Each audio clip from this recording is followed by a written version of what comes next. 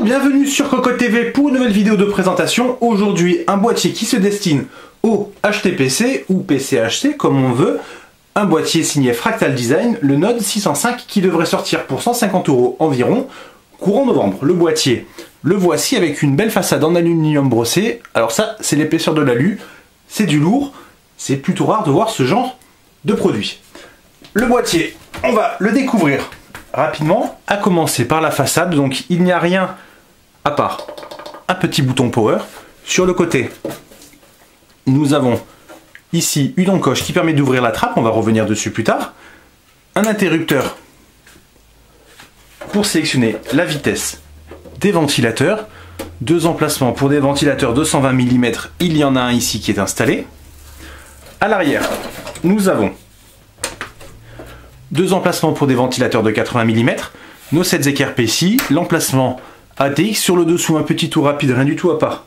Deux pieds ici, deux pieds à l'avant, Tipeee avec un cerclage, et enfin on passe de l'autre côté, avec encore une fois deux emplacements pour des ventilateurs. Alors celui-ci sera occupé par l'alimentation, et celui-ci est occupé par un ventilateur de 120 mm. Donc l'avant, c'est très simple, nous avons une petite trappe qui bascule ici. Un aimant, il y en a un de l'autre côté. Et à l'intérieur, qu'est-ce que nous avons?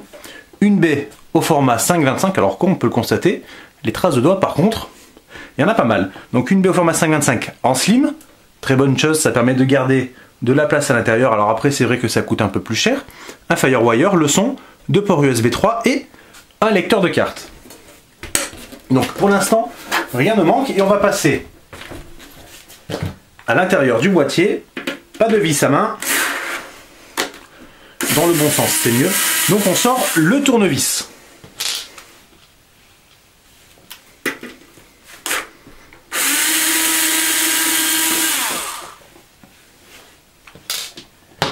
Alors contrairement au Node, au format mini TX, ici nous sommes sur de la TX, mais surtout nous avons le fameux revêtement de Fractal pour atténuer les nuisances sonores. Alors à voir si c'est utile ou non, avec les aérations que nous avons sur les côtés, et surtout avec seulement le revêtement sur le dessus. Cela dit, le panneau a une solidité exemplaire. Une rigidité, pardon. Là, nous avons nos 7 équerres PCI. Alors, on va rapidement vous montrer comment ça fonctionne. Une vis. Ça bascule, on ne perd pas la trappe. C'est parfait. Alors par contre, bien entendu, après, nous sommes sur des vis, mais l'idée reste intéressante. Donc on peut le constater.